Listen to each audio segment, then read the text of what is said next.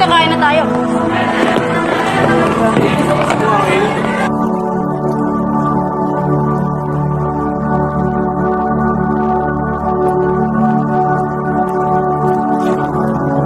Ano, ready ba tayo?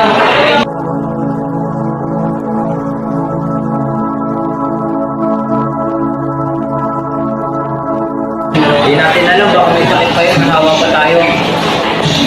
Go!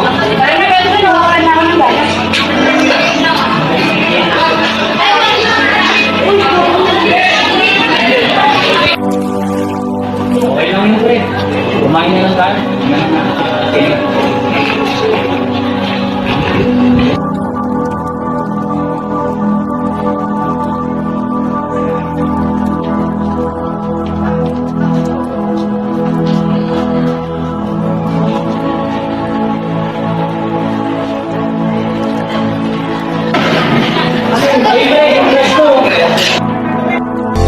Beautiful life, beautiful day. 미치도록 널 사랑했었던 날. Beautiful life, beautiful day. 너를 잃고 싶지 않아. Beautiful life, Good morning, class. beautiful Okay, sit. Ngayong araw gusto ko kayong mag-group into various group para makapagsimula na tayo mag-discuss.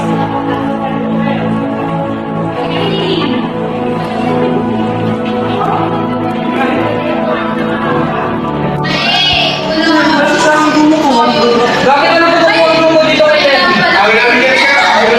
Yung naman kumakain ng mga walang minit ng minit tulog. Uy, guys, yung pinakatawanan si Debbie. Kawawa naman siya.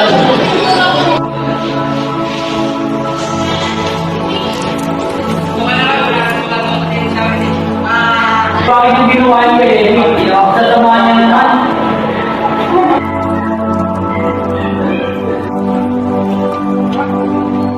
Pre, ayos ka lang, pre. Hindi, pre.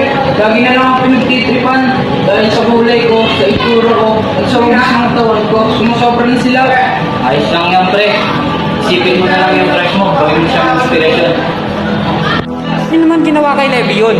Alam niyo ba yung salitang kung ayaw niyong gawin sa inyo ay huwag niyong gawin sa iba? Lagi niyong tatandaan na ang bawat isa sa atin ay may kanya-kanyang abilidad at talento. Huwag tayong bumase sa itsura o sa pisikalaan niyo nito. Sana maisip niyo na mali yung mga pinagagawa niyo kay Levi. Yun lamang, dismiss.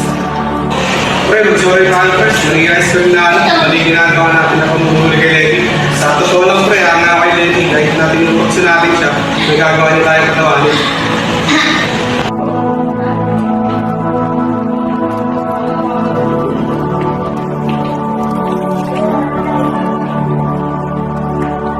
Levi, sorry na ako yung mga namin natin. Sorry din, Levi. Ibibigyan mo ba kami ng second chance? Pwede ka ba namin din tropa? Oo nga, Levi. Sa totoo lang, naiingit ako sa'yo eh. Dahil sa lowest point namin, nagawa ko pa rin kami patawanin. Okay lang mga pre. Napatawad ko na kayo. Sa huli, naging masaya na rin ang pagsasamahan ng mga magkakaklase at mas nabigyang importansya na rin ang mga kakayahan ni Levi. Laging tandaan, lagi tayong magbigay ng halaga sa mga taong ating nakakasalamuha at huwag nating hayaan na sirain natin ang ating mga sarili dahil nakadepende lang tayo sa ating mga nakikita. Sabi nga nila, huwag mong gawin sa iba ang mga bagay na ayaw mong gawin sa iyo. Muli, kami ang pangkat-5 nagsasabi ng ingat!